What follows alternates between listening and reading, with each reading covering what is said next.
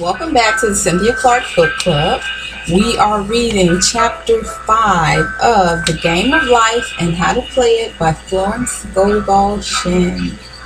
If you need a copy of this book, you can go to my website, which is posted below in YouTube. And on the home page, if you click on the image of the book, you can get a free PDF file of this book. Also, you can just go to a bookstore and pick it up. I got this book from Barnes & Noble, and it has all of her books in one. Also, if you go to walmart.com, you can get the book very inexpensively.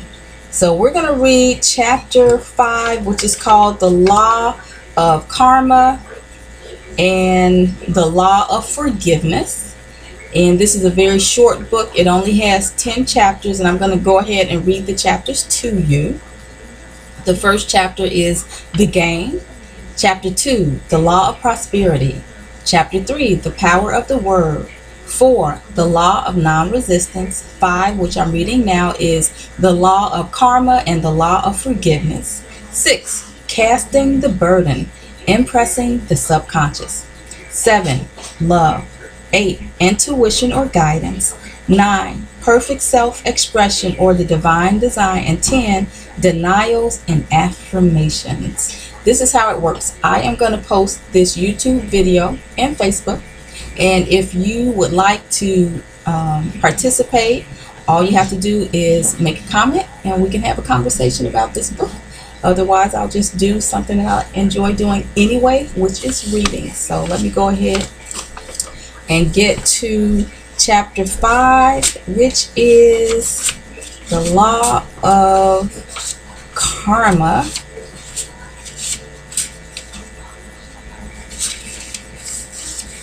And the Law of Forgiveness. Man receives only that which he gives. The game of life is a game of boomerangs. Man's thoughts, deeds, and words return to him sooner or later with astounding accuracy. This is the law of karma, which is Sanskrit for comeback. Whatsoever a man soweth, that shall he also reap. Whatsoever a woman soweth, that shall she also reap. For example, a friend told me this story of herself, illustrating the law. She said, I make all my karma on my aunt. Whatever I say to her, someone says to me. I am often irritable at home, and one day said to my aunt, who was talking to me during dinner, no more talk. I wish to eat in peace. The following day, I was lunching with a woman with whom I wished to make a great impression. I was talking animatedly when she said, no more talk. I wish to eat in peace.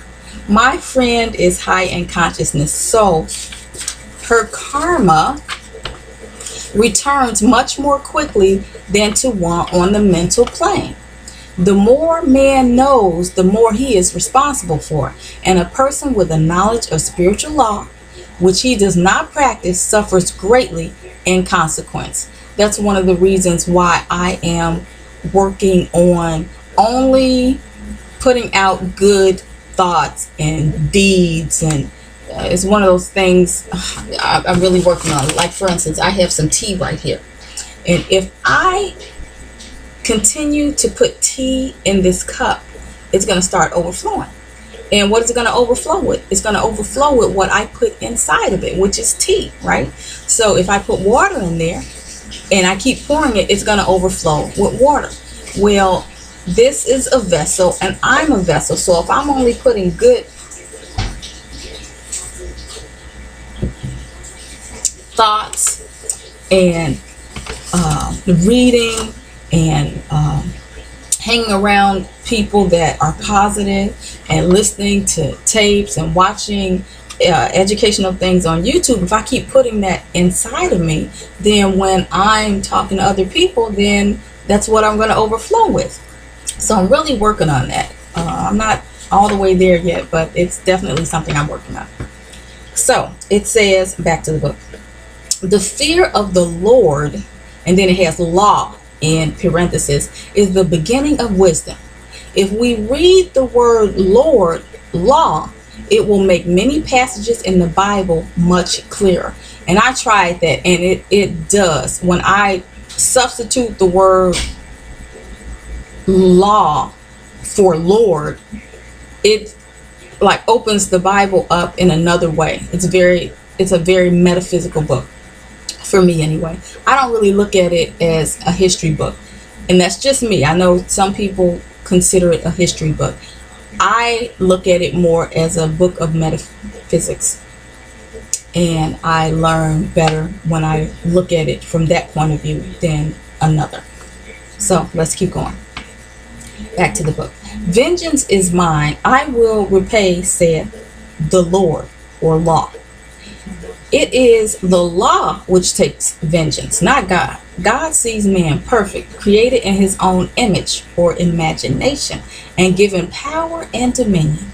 This is the perfect idea of man, registered in divine mind, awaiting man's recognition. For man can only be what he sees himself to be, and only attain what he sees himself attaining. I'm going to read that paragraph again using the female principles. This is the perfect idea of woman, registered in divine mind, awaiting woman's recognition. For woman can only be what she sees herself to be, and only attain what she sees herself attaining. Nothing ever happens without an onlooker is an ancient saying. Man sees first his failure or success, his joy or sorrow, but it swings into visibility from the scene set in his own imagination. When we have observed this in the mother, we have observed this in the mother picturing disease for her child, or a woman seeing success for her husband. Jesus Christ said, "And ye shall know the truth, and the truth shall make you free." So we see freedom from all unhappy conditions comes through knowledge, a knowledge of spiritual law. I'm going to read that again. So we see freedom from all unhappy conditions comes through knowledge, a knowledge of spiritual law. Obedience precedes authority, and the law obeys man when he obeys the law. The law, I like this part. My dog is about to bark, so ignore it. I'm at home. The law of electricity must be obeyed before it becomes man's servant. That's so hot. The law of electricity must be obeyed before it becomes man's servant. So electricity can be good or bad depending on you knowing how to deal with it. And so that is how our mind works. So that's why I'm studying how my mind works, so I can manifest exactly what I want to manifest in life. So let's keep going. When handled ignorantly, it's talking about electricity. When electricity is handled ignorantly, it becomes man's deadly foe. So with the law of mind. For example, a woman with a strong personal will wished she owned a house which belonged to an acquaintance, and she often made mental pictures of herself living in the house. In the course of time, the man died, and she moved into the house. Several years afterwards, coming into the knowledge of spiritual law, she said to me, "Do you think I had anything to do with that man's death?" I replied, "Yes. Your desire was so strong, everything made way for it. But you paid your karmic debt. Your husband, whom you loved devotedly, died soon after, and the house was a white elephant on your hands for years."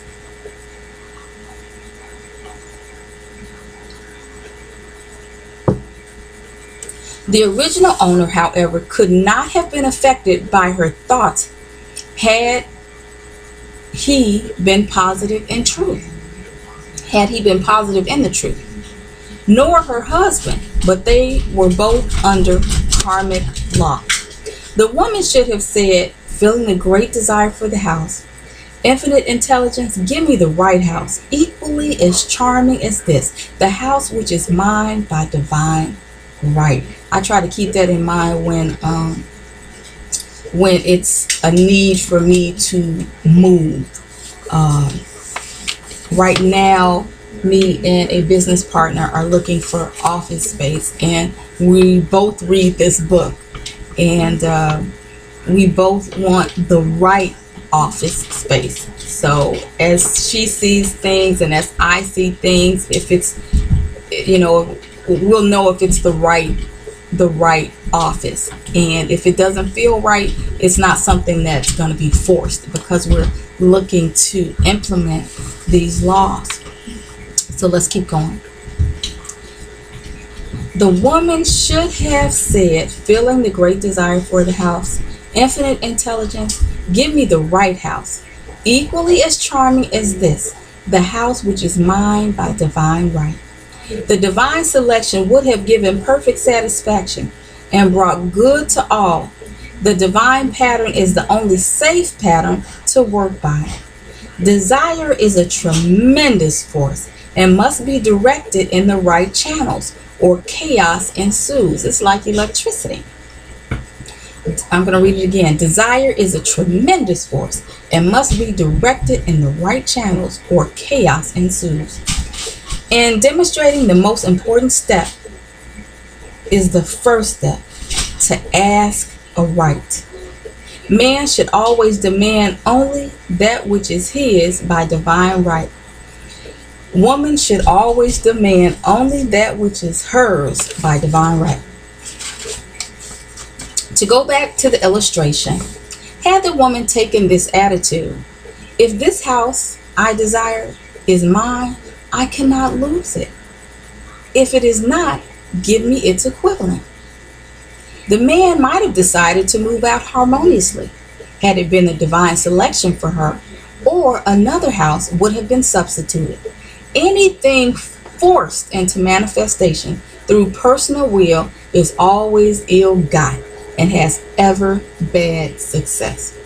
Man is admonished, my will be done, not thine. And the curious thing is, man always gets what he desires when he does relinquish personal will, thereby enabling infinite intelligence to work through him. When I read that paragraph, it makes me think about surrendering. Sometimes, you got to do your part and the universe does its part. And there are times when you just have to surrender and let the universe do what it's supposed to do. I'm going to read that paragraph again using the female principle. Woman is admonished, my will be done, not thine. And the curious thing is, woman always gets just what she desires when she does relinquish personal will, thereby enabling infinite intelligence to work through her.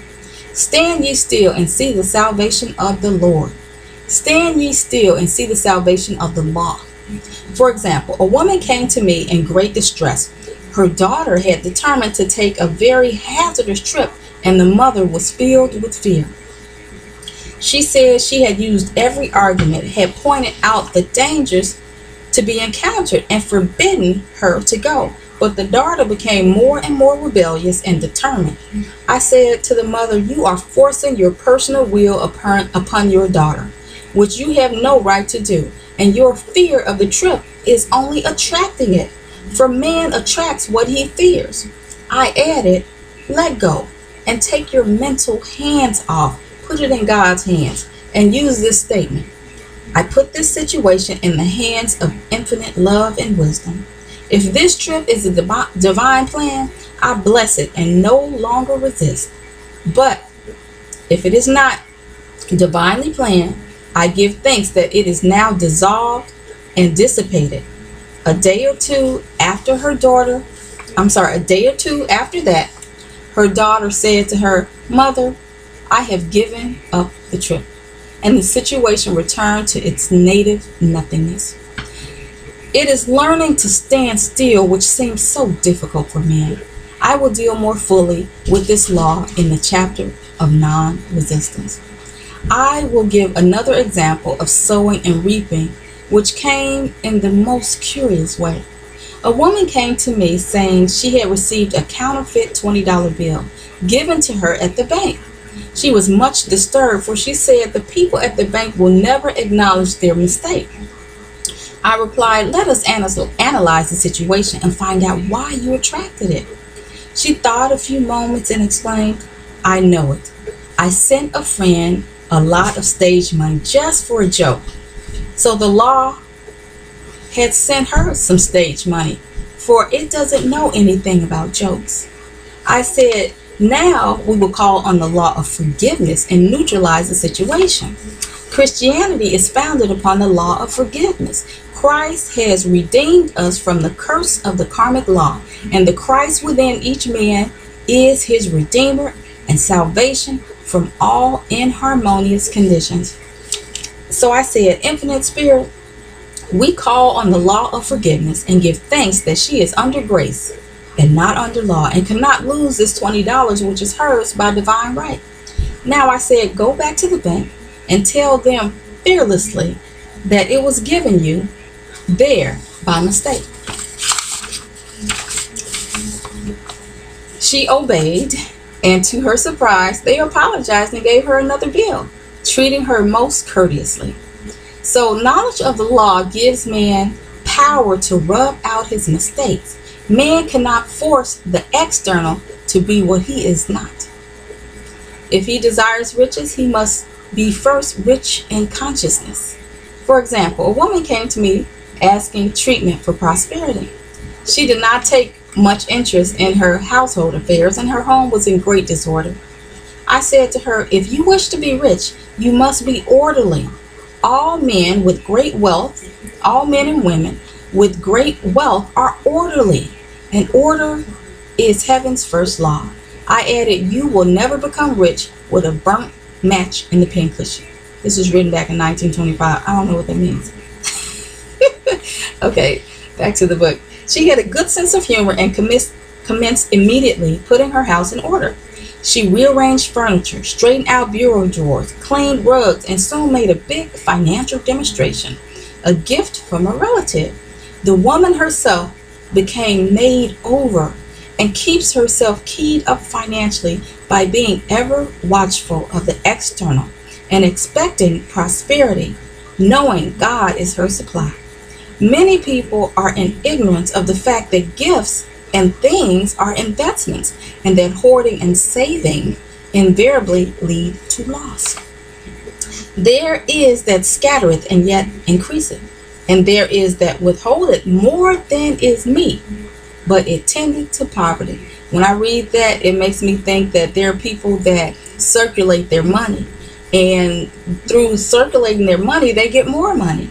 And then there are those that withhold it and hoard it and don't even spend money for the things that they need, and they tend to be in poverty.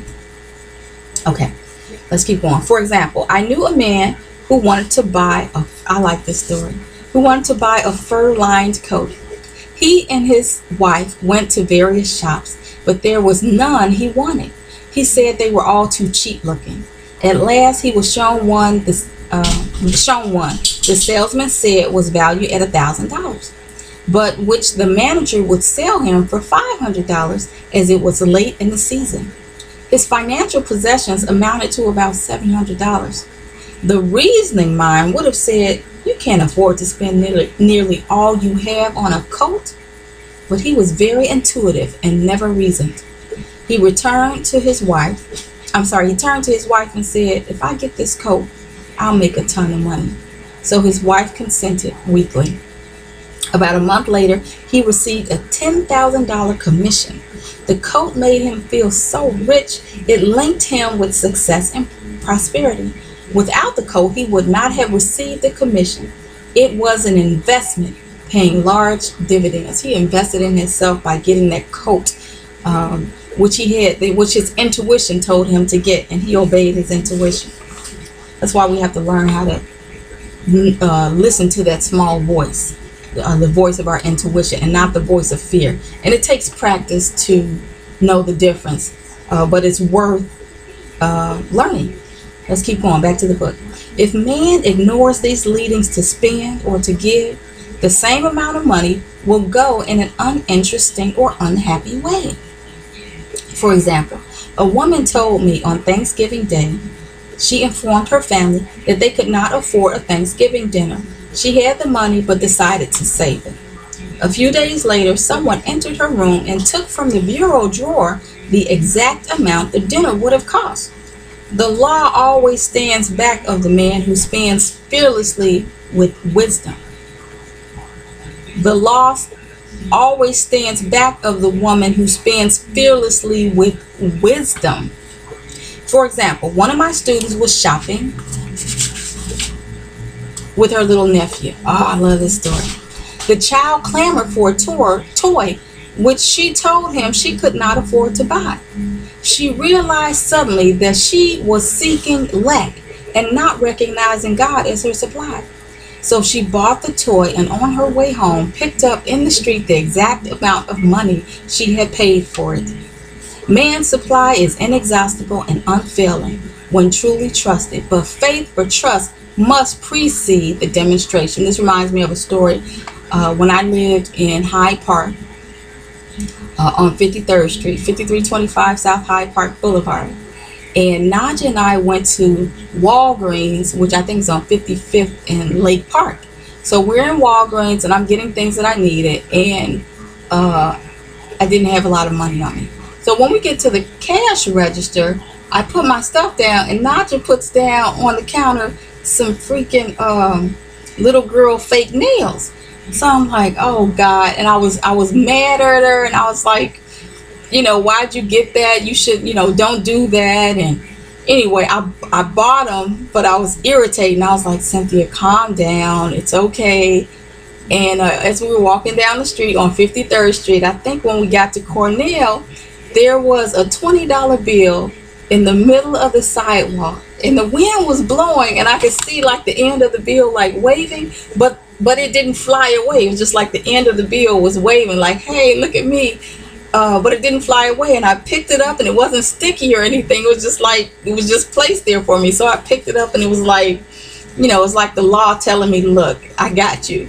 So anyway, let's keep going. Faith is the substance of the things hoped for, the evidence of things not seen. For faith holds the vision steady, and the adverse pictures are dissolved and dissipated. And in due season we shall reap if we faint not. Jesus Christ brought the good news, the gospel, that there was a higher law than the law of karma, and that the law transcends the law of karma. It is the law of grace or forgiveness. It is the law which frees man from the law of cause and effect, the law of consequence, under grace and not under law. We are told that on this plane, man reaps where he has not sown. The gifts of God are simply poured out upon him. All that the kingdom affords is his. This continued state of bliss awaits the man who has overcome the race or world of thought. In the world thought there is tribulation, but Jesus Christ said, be of good cheer. I have overcome the world. I'm going to read that paragraph above again. It says, we are told that on this plane, man reaps where he has not sown. The gifts of God are simply poured out upon him. I remember a time, this was after I was, soon after I was separated. And it was a rough time for me. And I was in need of a place to stay. I was living with a roommate in Hyde Park, and she was getting on my nerves, and I was getting on her nerves. She didn't really like children, so when Naja would come over, it would irritate the hell out of her, and it irritated the hell out of me that Naja irritated her.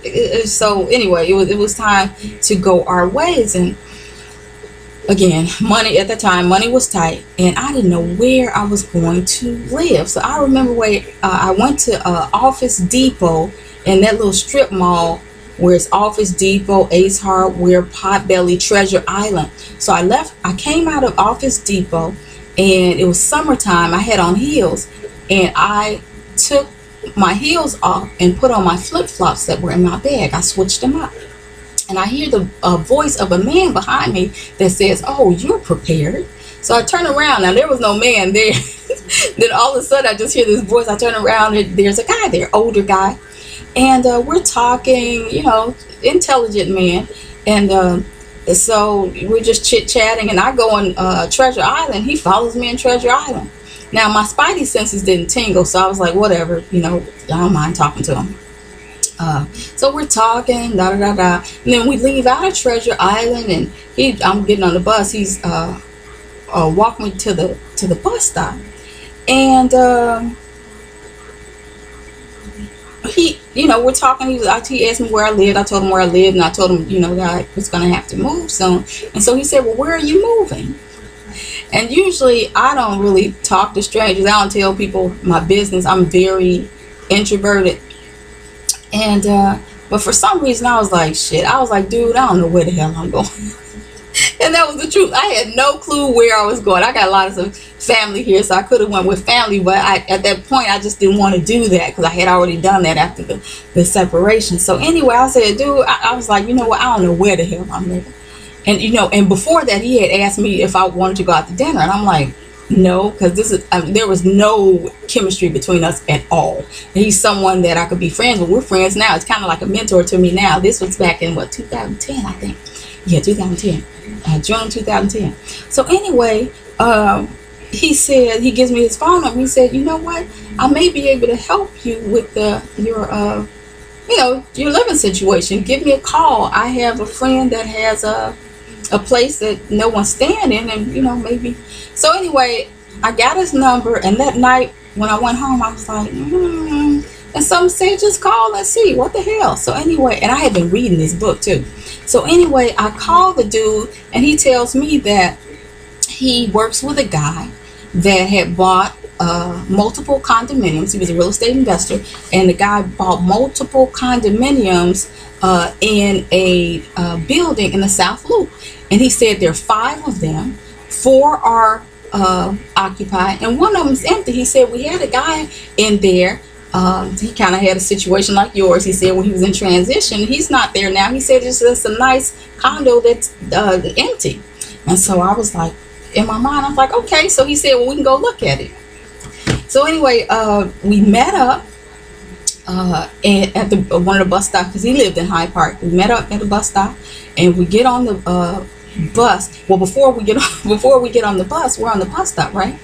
And he touches my arm, and I'm like, I said, look, I'm not interested in you like that. And I said, if you think that me being in this apartment is going to lead to anything else, then you're wrong, and we need not go down there at all. So let's not go. He's like, no, I'm sorry, that's not what I meant, or whatever. And so I kind of nipped that in the bud, but my spidey senses didn't go off in terms of, you're in danger. I didn't get any of that.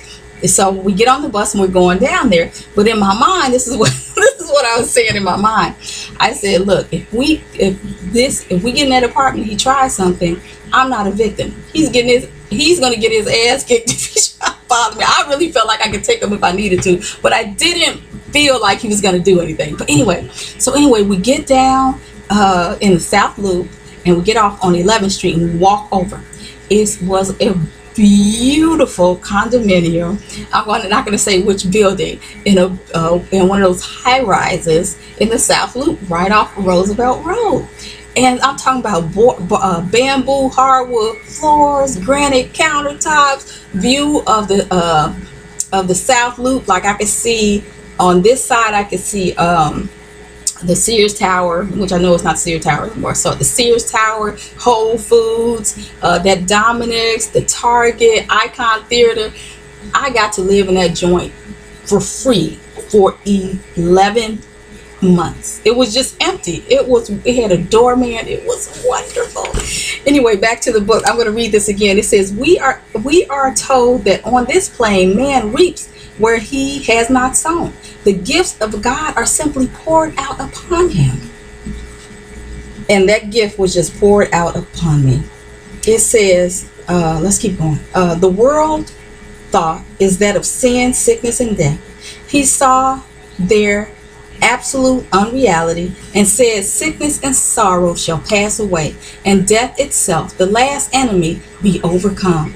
We know now from a scientific standpoint that death could be overcome by stamping the subconscious mind with the conviction of eternal youth and eternal life. The subconscious, being simply power without direction, carries out orders without questioning. Dang. It says the subconscious is simply power without direction, and it carries out orders without questioning. So we just need to learn how to give our subconscious mind the orders of exactly what we want, instead of fearing what we don't want, which is what we do a lot. We're afraid something bad's going to happen, and we're stamping the subconscious with that. We're giving it orders, but we should just give it orders of really what we want. Anyway, back to the book. We're almost done. Working under the direction of the superconscious, the Christ or God within, the resurrection of the body will be accomplished. Man would no longer throw off his body in death. It would be transformed into the body electric, sung by Walt Whitman. For Christianity is founded upon the forgiveness of sins in an empty tomb.